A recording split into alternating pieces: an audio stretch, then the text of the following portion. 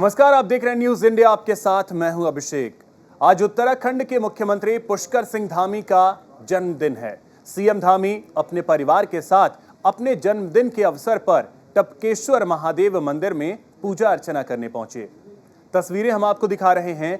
पूरे विधि विधान से सीएम धामी ने अपने जन्मदिन के अवसर पर परिवार के साथ टपेश्वर महादेव मंदिर में पूजा अर्चना की।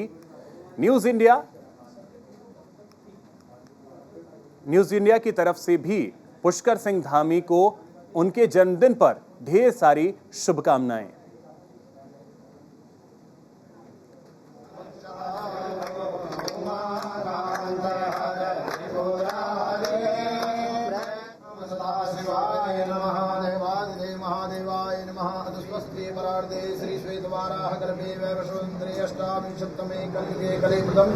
भगवान दक्षिणायनी चंद्र भगवान उत्तरायणी मासोत्तमी मासी पुण्य पवित्र मासी।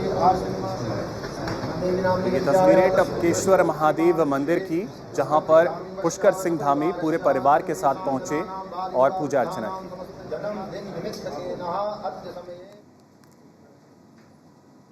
मुख्यमंत्री धामी के जन्मदिन को संकल्प दिवस के रूप में बीजेपी मना रही है। आज दिन भर प्रदेश में बीजेपी कई कार्यक्रमों का आयोजन कर रही है। सीएम धामी अपने जन्मदिन को बेहद सादगी के साथ सेलिब्रेट कर रहे हैं, जैसा कि वो वर्षों से अपने जन्मदिन पर करते आए हैं। आज राजधानी देहरादून के घंटाघर में सीएम धामी ने संकल्प दौड़ में शिरकत की। वहीं आईटीबीपी कैंप जाकर सीएम धामी ने आईटीबीपी द्वारा आयोजित संकल्प दिवस समारोह में शिरकत की। वहीं सीएम ने राष्ट्रीय दृष्टिबाधित संस्थान NIVH जाकर दिव्यांग बच्चों के साथ वक्त बिताया। सीएम का आज सामुदायिक केंद्र शिव मंदिर बारीघाट कैनाल रोड पर स्वच्छता सामग्री बांटने का भी कार्यक्रम है।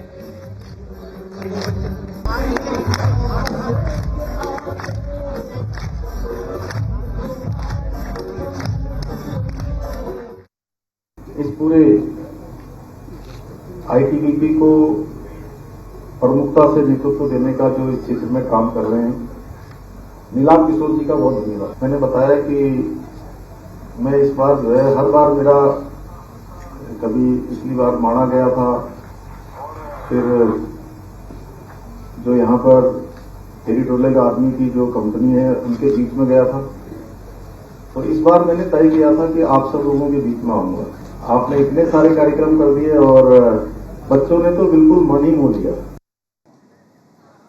तो इसी खबर पे और अधिक जानकारी के साथ सहयोगी हितेश त्यागी हमारे साथ देहरादून से जुड़ रहे हैं। हितेश, कई सारे कार्यक्रम हो चुके हैं, मंदिर में जाकर के पूजा अर्चना भी कर ली है मुख्यमंत्री ने।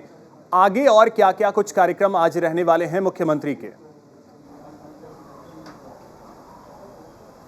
जी बिल्कुल, देखिए स्वाभाविक तौर पर जिस तरह से आज मुख्यमंत्री पुष्कर सिंह धामी का आज जन्म दिवस है, तो सुबह से ही मुख्यमंत्री पुष्कर सिंह धामी के पास लगातार बधाई संदेश का तांता लगा हुआ है। तो वहीं सुबह ही 8 बजे के करीब लगभग मुख्यमंत्री पुष्कर सिंह धामी टपकेश्वर महादेव मंदिर पहुंचे, जहां पर उन्होंने पूरी विधि विधान के साथ वहां पर पूजा अर्चना की और महादेव से आशीर्वाद लिया और प्रदेश कि एक नई मुख्य धारा मिले, उसके लिए भी मुख्यमंत्री पुष्कर सिंह धामी ने प्रार्थना की। उसी के बाद में लगातार जिस तरह से रूटीन कार्यक्रम मुख्यमंत्री के हैं, उन्होंने पूरी सादगी के साथ इस जन्म दिवस को मनाने का संकल्प लिया है। संकल्प के तौर पर आज आईटीबीपी के कार्यक्रम में वो रहे, तो दृष्टि के जो यहाँ पर हॉस्पिटल्स हैं, जो हॉस्टल्स हैं, मुख्य बधिर बच्चों के साथ आज मुख्यमंत्री पूरा दिन बिताने वाले हैं। क्योंकि साफ तौर पर यही है कि जिस तरह से जो संकल्प के तौर पर आज भारतीय जनता पार्टी मुख्यमंत्री पुष्कर सिंह धामी का जन्म दिवस मना रही है, तो कहना है कि मुख्यमंत्री पुष्कर सिंह धामी भी खुद आगे आकर जो प्रदेश के जो बड़े बड़े हॉस्पिटल्स हैं, जो मुख्य बच्चों के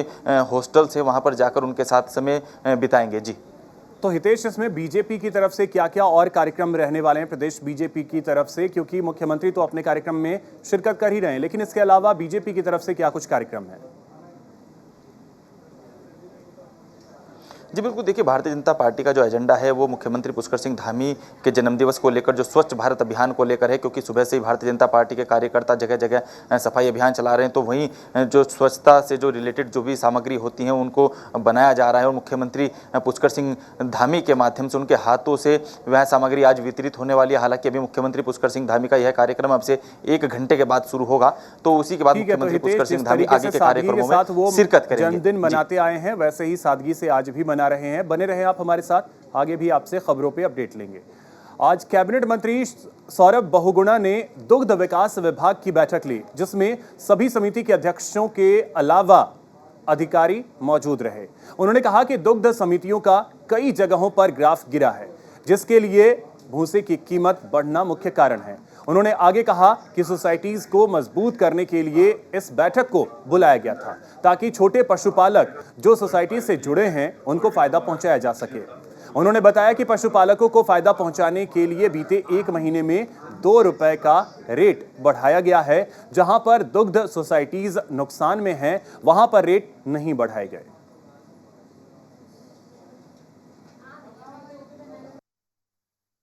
दो बहुत बड़ी समस्याएं आई हैं। एक तो जो मिल्क हमारा प्रोक्योरमेंट है, कुछ सोसाइटीज़ में गिरा है, उधम सिंह नगर में गिरा है, हरिद्वार में गिरा है, देहरादून में गिरा है और पर्वतीय क्षेत्र में अच्छा प्रोक्योरमेंट हुआ है। और उसके साथ साथ जो हमारा भूसा का रेट बढ़ा है बहुत, तो उसकी वजह से हमारी मिल्क प्रोक्योरमेंट कम हो रहा है। तो उसी पे एक समीक्षा बैठक बुलाई थी। तो समीक्षा बैठक में हमने सारे अध्यक्षों को एक डिटेल प्रेजेंटेशन दिलवाया है फेडरेशन से कि क्या क्या हम बेटर कर सकते हैं सोसाइटी की तरफ से, फेडरेशन की तरफ से और सरकार की तरफ से, जिससे हमारे जो छोटे पशुपालक हैं, जो हमारे सोसाइटियों के द्वारा जुड़े हुए हैं, उनको हम फ़ायदा दे सकें।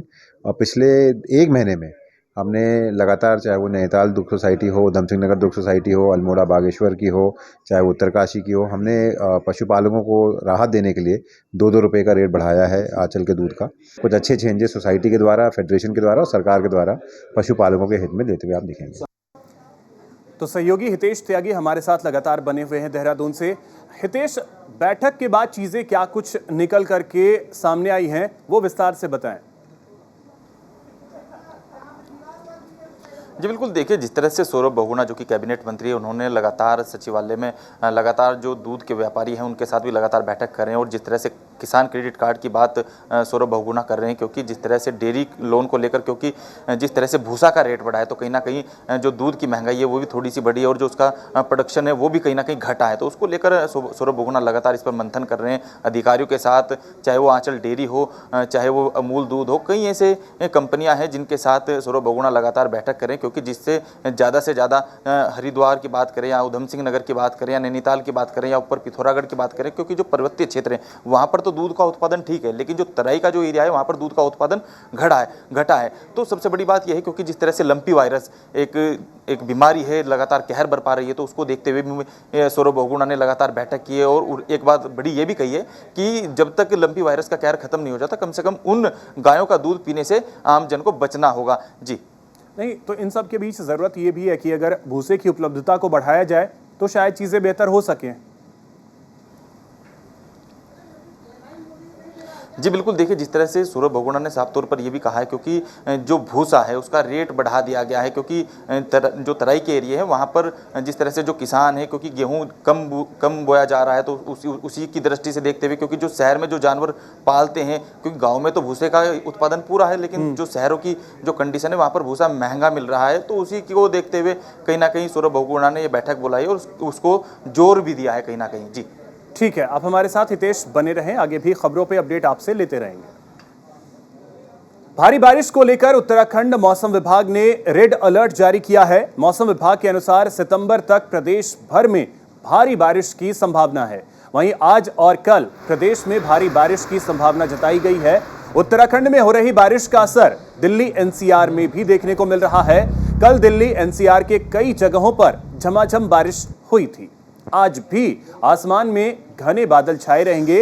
वहीं उत्तराखंड के देहरादून, टिहरी, रुद्रप्रयाग और उत्तरकाशी में भारी बारिश को लेकर अलर्ट जारी किया गया है।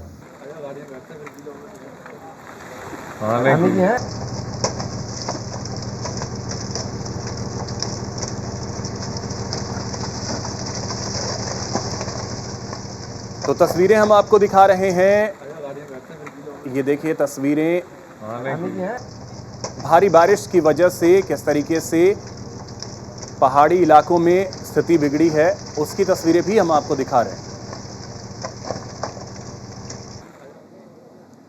उत्तराखंड में मौसम विभाग ने रेड और ऑरेंज अलर्ट जारी किया है। मूसलाधार बारिश का दौर जारी है। राजधानी देहरादून समेत कई जिलों में भारी बारिश की वजह से लोग परेशान हैं। कई जगहों पर स्कूल और आंगनबाड़ी केंद्र बंद कर दिए गए हैं। प्रदेश के डीजीपी अशोक कुमार ने मीडिया से मौसम के रेड और ऑरेंज अलर्ट के बाद की परिस्थितियों में पुलिस की तैयारियों के बारे में बताया। साथ ही उन्होंने लोगों से पहाड़ी इलाकों में न जाने की अपील की है। मौसम विभाग ने एक अलर्ट जारी किया है 15, 16, 17 तारीख का, जिसमें 15 और 16 ऑरेंज अलर्ट है और 17 को रेड अलर्ट है। तो 17 बहुत ही डेंजरस हो सकता है, भारी बारिश की संभावना उन्होंने जताई है, विशेषकर कुमाऊं रीजन में और कुमाऊं से लगे हुए गढ़वाल रीजन यानी चमोली, रुद्रप्रयाग, पौड़ी। तो मैं सभी देशवासियों से अनुरोध करूंगा कि अब ये 3 दिन 15, 16, 17 को अपनी यात्रा बहुत संभल के करें, देख करके करें और कोई भी जल्दबाजी ना करें। 17 तारीख तो बिल्कुल पहाड़ों में जाना अवॉइडेबल है पूरी तरह से। विकासनगर में मूसलाधार बारिश का असर भी देखने को मिल रहा है। नदियां उफान पर हैं। लगातार बारिश के चलते सहसपुर के कुछ गांव की सड़कों पर पानी भर गया। स्कूल के छात्रों को काफी परेशानी हो रही है। वहीं नंदा की चौकी टोंस नदी भी उफान पर है। सड़कों पर जल भराव से ट्रैफिक की समस्या आ रही है। ठेले खोमचे लगाने वाले छोटे व्यापारी पर भी बारिश के चलते रोजी रोटी का संकट खड़ा हो गया है।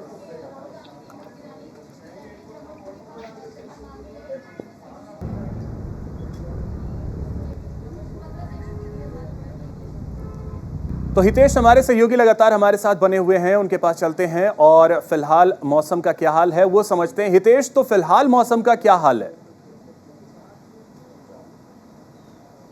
जी बिल्कुल, देखिए पिछले 18 घंटों से लगातार उत्तराखंड में बारिश है और उत्तराखंड के 5 जिलों में अगर हम बात करें तो देहरादून हो, पिथौरागढ़ हो, नैनीताल हो, चंपावत हो या फिर हरिद्वार हो, क्योंकि लगातार यहाँ पर बारिश हो रही है और बारिश के चलते जो पर्वतीय क्षेत्रों के जितने भी ज़िले हैं वहाँ पर सभी जिलाधिकारियों ने स्कूलों को, आंगनबाड़ी केंद्रों को बंद करने के निर्देश दिए थे। और जैसा कि अभी हमने सुना कि डीजीपी ने खुद इसमें निर्देश कर दिए हैं, क्योंकि जिस तरह से 3 दिन लगातार बारिश का जो रेड अलर्ट है उसको लेकर भी कहीं ना कहीं आम जन से और जो तराई के जो एरिया हैं वहाँ पर भी और जो बाहर से आने वाले पर्यटक हैं उनको भी ना आने की अपील यहाँ पर डीजीपी ने की है। तो कहीं ना कहीं जिस तरह से लगातार यहाँ पर बारिश का काम यहाँ पर लगातार चल रहा है और जिस तरह से भूस्खलन की बात करें, क्योंकि आपदा प्रबंधन भी लगातार इस पर नज़र बनाए हुए हैं। एसडीआरएफ की इसमें 4 टुकड़ियाँ यहाँ पर बढ़ा दी गई हैं आपदा प्रबंधन द्वारा।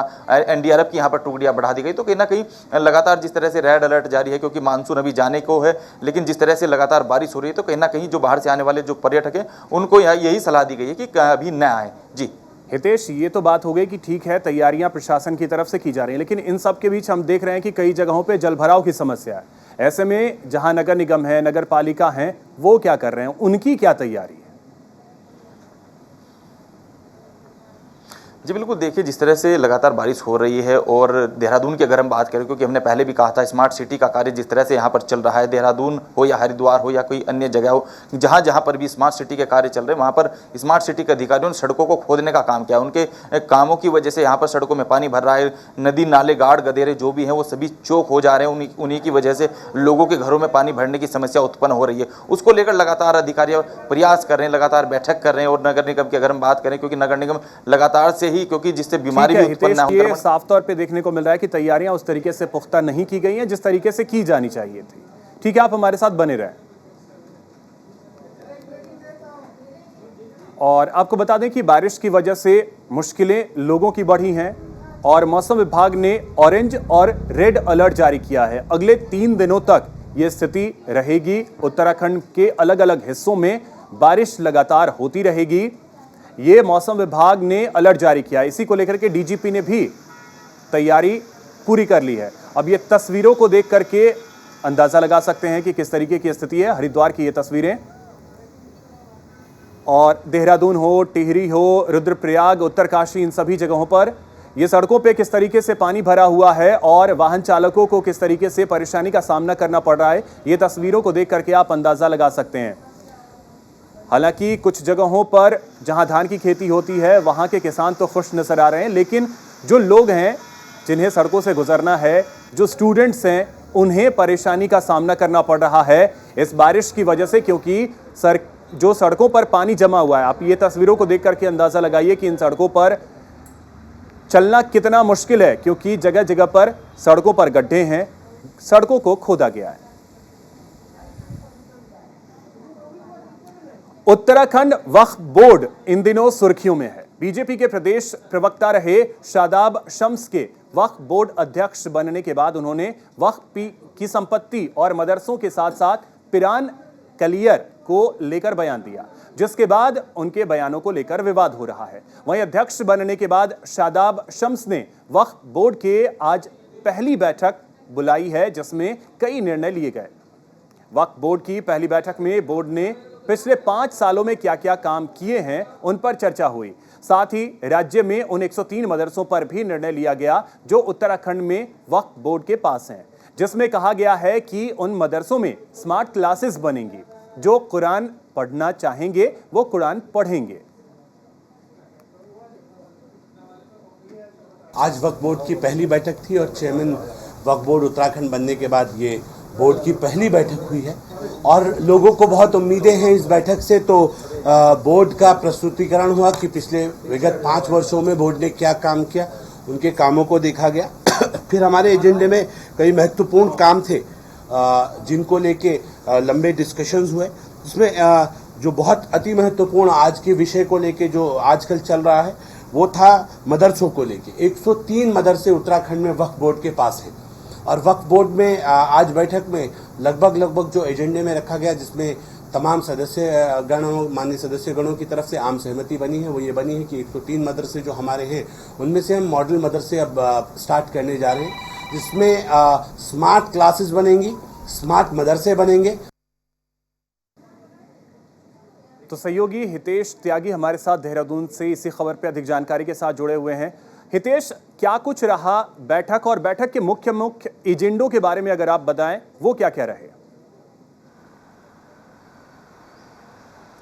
जी बिल्कुल, देखिए जिस तरह से वक्फ बोर्ड के अध्यक्ष बनने के बाद शादाब शम्स लगातार, क्योंकि उन्होंने अध्यक्ष बनने के बाद ही एक बयान दे दिया था, विवादित बयान ऐसा दे दिया था क्योंकि उससे पूरे प्रदेश की राजनीति में भूचाल आ गया था। उन्होंने साफ तौर पर कह दिया था कि जो पिरान कलियर है वहाँ पर देह व्यापार चलता है, वहाँ पर संदिग्ध काम वहाँ पर होते हैं, उसकी भी जाँच होनी चाहिए। तो कहीं ना कहीं उनके विवादित बयान से जिस तरह की स्थिति यहाँ पर उत्पन्न हुई है और उसके बाद में लगातार जिस तरह से बैठक यहाँ पर शादाब शम्स के नेतृत्व में हुई है, तो उन्होंने साफ तौर पर यह भी कहा है कि जो बैठक है, बैठक में जो बातें हुई हैं वो ये हुई है क्योंकि स्मार्ट क्लासेज जो मदरसों में होनी है और सर्वे की बात उन्होंने कहा है कि मदरसों का सर्वे भी होना है। इस पर मुख्यमंत्री पुष्कर सिंह धामी ने भी अपनी सहमति जताई है कहीं ना कहीं। तो जिस तरह से स्मार्ट क्लासेज चलाने की बात कहीं ऐसे मदरसे जिनका रजिस्ट्रेशन नहीं है, पंजीकरण नहीं है, तो कहीं ना कहीं उनकी भी जाँच यहाँ पर शादाब शम्स ने कही है और जो बच्चे हैं उनको लेकर उनके नवीनीकरण का बात इसमें शादाब शम्स ने कही है। ये बैठक पहली बैठक थी, बहुत चीजें इससे निकल करके आई है। ठीक है हितेश, आप हमारे साथ बने रहें, आगे भी आपसे अपडेट लेंगे। हरिद्वार जिला पंचायत चुनाव के आगाज के बाद अपनी अपनी उम्मीदवारी का दावा ठोकने वाले प्रत्याशियों को चुनाव चिन्ह मिल चुके हैं। इसके अलावा राजनीतिक संगठनों ने भी इस चुनाव में अपने प्रत्याशियों को चुनावी मैदान में उतारा है, जिसमें राज्य की सत्ताधारी पार्टी बीजेपी भी शामिल है। भारतीय जनता पार्टी के टिकट पर एथल बुजुर्ग जिला पंचायत सीट से बतौर जिला पंचायत सदस्य पद के लिए चुनावी मैदान में अपना दमखम आजमा रही संजना देवी ने आज बुकनपुर गांव में चुनावी कार्यालय का उद्घाटन किया। इस अवसर पर लक्सर के पूर्व विधायक और भाजपा के वरिष्ठ नेता संजय गुप्ता भी उन्हें समर्थन देने पहुंचे। हजारों की संख्या में खासकर महिला समर्थकों ने इस कार्यक्रम में शिरकत की और संजना देवी को अपना समर्थन दिया। श्रीमती संजना जी जो है बहुत कर्मठ जुझारू कार्यकर्ता है और इनकी समाज में जो छवि है बहुत बेहतरीन है। इन्होंने जनता के लिए संघर्ष किया है, कार्य किया है। मैं काफी समय से देखता आ रहा था, ये महिलाओं की इन्होंने बहुत लड़ाई लड़ी है। कोई भी काम हो किसी भी प्रकार का तो उसके लिए श्रीमती संजना जी ने संघर्ष किया है। उसी के परिणाम स्वरूप हमारी पार्टी ने सर्वे कराया और सर्वे में ये पाया कि ये संजना जी जो है बहुत संघर्षशील हैं और यहाँ क्षेत्र का सर्वांगीण विकास कराएंगे, इसलिए इन्हें टिकट दिया गया।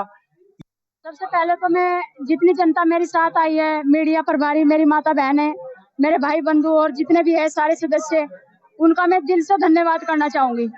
और जो पार्टी ने मुझे टिकट देकर मेरा मान सम्मान रखा है, मैं उस पर खरी उतरूंगी और अपनी पार्टी में जीतकर जाना चाहूंगी। और जितनी पब्लिक मेरे पास है सब आए, दूर दूर से हर गांव से आए हैं, उनका मैं विकास करवाऊंगी। मुझे उम्मीद है, देखो जनता से ये है कि जनता से मैंने उम्मीद बनाई है, ये विश्वास मैंने उनका जीता है, मैंने उनका कार्य किया है, इसलिए वो कहीं ना कहीं मेरे साथ खड़े हैं कि जीतने के बाद भी मैडम हमारा कार्य करवाएगी। उत्तराखंड में लगातार बीमारियां जन्म लेती हुई नजर आ रही हैं। अभी कोरोना हमारे बीच से गया भी नहीं है कि डेंगू ने उत्तराखंड में दस्तक दे दी है। वहीं अब एक नई बीमारी टोमेटो फ्लू ने भी उत्तराखंड में दस्तक दे दिया है। मामले पर डॉक्टर अशोक कुमार की माने तो यह बीमारी कोई नई बीमारी नहीं है, बीमारी पहले भी देखी जाती रही है, लेकिन इस बार इसका प्रकोप कुछ अधिक देखने को मिल रहा है। इस बीमारी के शुरुआती लक्षण हैं बुखार का आना और उसके बाद शरीर में जकड़न होना और शरीर पर छाले पड़ जाना। डॉक्टर अशोक ने बताया कि इससे घबराने की आवश्यकता नहीं है, ये कोई ऐसी लाइलाज बीमारी नहीं है, इसका इलाज संभव है। आपको बता ही रहा हूँ, एवरेज अगर देखें तो 6 से 7 पेशेंट पर डे आते हैं। आज का हमारे पास 6 पेशेंट आ गए हैं हमारे पास। तो ये 6 पेशेंट किसी भी पेशेंट में इसमें सीरियस नहीं होते, कभी भी एडमिशन की ज़रूरत नहीं होती। बस इसमें आप गुड हाइजीन मेंटेन करें, डाइट अच्छा रखें बच्चे का प्रॉपर, बिल्कुल ठीक रहेगा बच्चा। तो सहयोगी हितेश त्यागी हमारे साथ लगातार जुड़े हुए हैं। हितेश, टोमेटो फ्लू को लेकर के अगर जानकारी दें तो कितने केसेस अभी तक पूरे प्रदेश में सामने आ चुके हैं?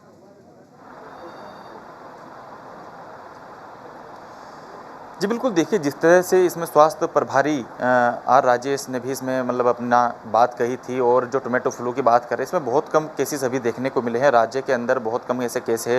हालांकि जिस तरह से अभियान यहाँ पर राजेश कुमार द्वारा चला दिया गया है, प्रदेश के जितने भी CMOs हैं उनके साथ में स्वास्थ्य विभाग की बैठक हो रही है लगातार, क्योंकि जिस तरह से इसमें लक्षण देखे जा रहे हैं, वो बुखार के लक्षण देखे जा रहे हैं, छोटे मोटे जो लक्षण जो अमूमन देखे जाते हैं वही बच्चों में लक्षण देखे जा रहे हैं। हालांकि इस तरह के अभियान को लेकर लगातार इसमें मंथन मंत्रणा अधिकारियों की जारी है और उनको निर्देशित भी कर दिया गया है। जी चलिए, बहुत शुक्रिया आपका हितेश तमाम जानकारी के लिए। और चलिए अब रुक करते हैं अगली खबर की ओर। पंचायत चुनाव को लेकर लक्सर पुलिस एक्शन मोड में नजर आ रही है। शराबबंदी को लेकर पुलिसिया सक्रियता हो या फिर चुनाव क्षेत्र में लागू धारा 144, हर मोर्चे पर लक्सर पुलिस मुस्तैद नजर आ रही है। लक्सर के पुलिस उपाधीक्षक हेमेंद्र सिंह नेगी ने सभी थाना प्रभारियों को निर्देश जारी किया है कि वे अपने अपने क्षेत्र के गैंगस्टर की सूची तैयार कर उन पर गुंडा एक्ट लगाएं, उनकी गिरफ्तारी सुनिश्चित की जाए।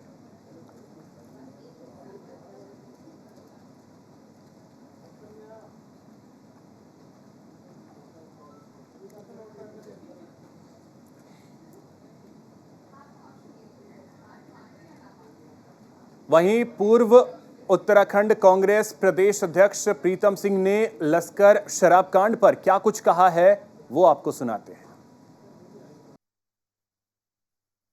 देखिए, मैं स्वयं वहां पर गया था और जो स्थिति वहां थी बहुत ही भयावह स्थिति थी। जहरीली शराब के सेवन से 12 लोगों की अकाल मृत्यु हुई है और मैं समझता हूं कि हरिद्वार का प्रशासन पूरी तरीके से सोया हुआ वहाँ पर रहा है। बिना पुलिस के संरक्षण के जो है अवैध शराब ना तो निकाली जा सकती है ना बेची जा सकती है। तो यहाँ पर तो सीधे सीधे पुलिस की संलिप्तता उसमें दिखाई देती है। मैं आज भी मुख्यमंत्री जी से आग्रह करना चाहता हूँ कि जिन परिजनों ने अपने परिवार के मुखिया को खोया है, तत्काल प्रभाव से उनको जो है आर्थिक मदद दे, कम से कम 10 लाख रुपया उनको दे, ताकि वो परिवार फिर से जो अपने पैरों पर खड़ा हो सके।